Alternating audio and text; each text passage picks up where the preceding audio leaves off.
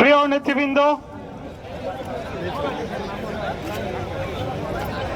নেতৃবৃন্দ, আমাদের আজকের এই অবস্থান কর্মসূচিতে এই পর্যায়ে আপনাদের সামনে বক্তব্য নিয়ে আসবেন বাংলাদেশ জাতীয়তাবাদী ছাত্রদল কেন্দ্রীয় সংসদের সংগ্রামী যুগ্ম সাধারণ সম্পাদক নুরুজ্জামান চন্দন।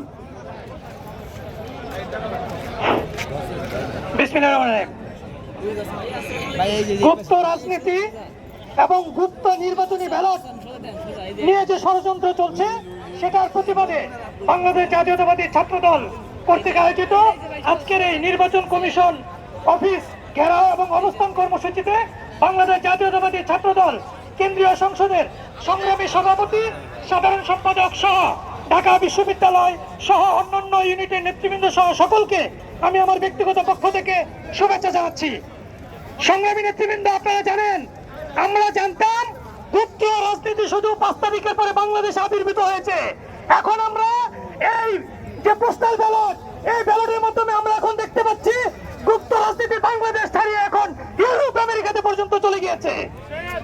অতএব আপনারা দেখবেন ইসলামী ছাত্র শিবির সহ জামাতে ইসলামের যে সংগঠন, এটার এখন প্রধান উপদেষ্টা হয়েছে 3 ইঞ্চি পিনাকি ভট্টাচার্য, যেটা শাকিল বলে গিয়েছেন।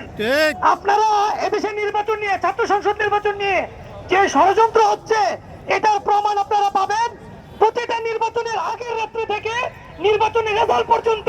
পিনাকি ভট্টাচার্যের ফেসবুক পেজ আপনারা ফলো করবেন, ওখানে দেখবেন সে নির্বাচনের ফলাফল আগে এসে ঘোষণা করে 1 ঘন্টা আগে কি হবে, 1 ঘন্টা পরে কি হবে। আমার কথা হলো, যদি ষড়যন্ত্র নাই হতো সে কিভাবে জানে 1 ঘন্টা পরে কি হবে, রেজাল্টের সময় কি হবে, এবং বাস্তব প্রেক্ষাপট আমরা তাই দেখতে পাচ্ছি।